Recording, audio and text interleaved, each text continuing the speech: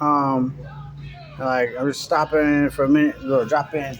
But what I want to talk about is like when you address the issues of satanic write-ups, like say I signed a document with you and you were in the Church of Satan, and like they came to my house like an OSA member or like Scientology, your family's been fucking up, blah blah blah blah, blah and you signed a document with them. Now, if it came from the Church of Satan or even the Church of Scientology, to legally bind you to something, I don't think it's possible without adhering in principles of church rules. And as far as I'm concerned, when you sign a document, it says do what? It says go first, and especially when it's an issue with like a problem with a person. Now, it's not something to build a church. That's just totally different.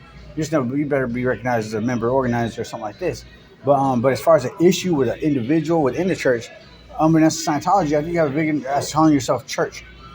You use that word branching off the church rules of the Bible, I believe. Otherwise, you wouldn't call yourself church. But if you were to have an issue with a problem with a person, it says go to first the pastor, then to the bishop, then to the congregation.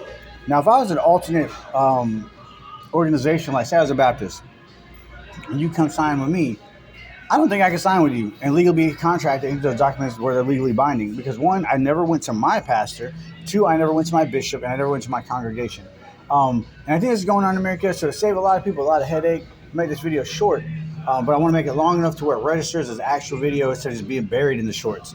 So I don't think that the church, any church, even the Church of Satan, would even be legally bound by those principles unless they honor somebody and honor the respect of America, for which their founding creation was not communist, Marxist, Satanism. That's bullshit. That's somewhere else. But I don't think that they would be legally bound. So for the cunning, for the wolf, for the person that has the need of this and has need of remedy, for something that you know really protects the church. If you sign documents with somebody, you are not legally bound on an issue if it is an issue with a person. Now, if you sign that document and it was an issue of like, it wasn't an issue, it's just like we're building this, this is the hand of God.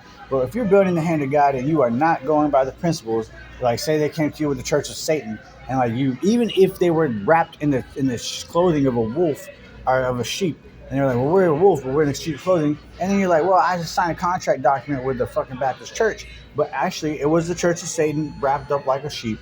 And now I have to understand that what?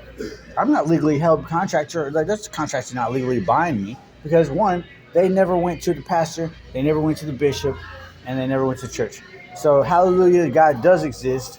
And if you don't think that, if you can't really respond on this and you think of this as negativity, then go fuck yourself. Because you ain't a church member, you're not a hand of God, you weren't anything but a fucking mark of the beast, and you need to go fuck yourself. And that's it. Love you guys. Thanks for listening.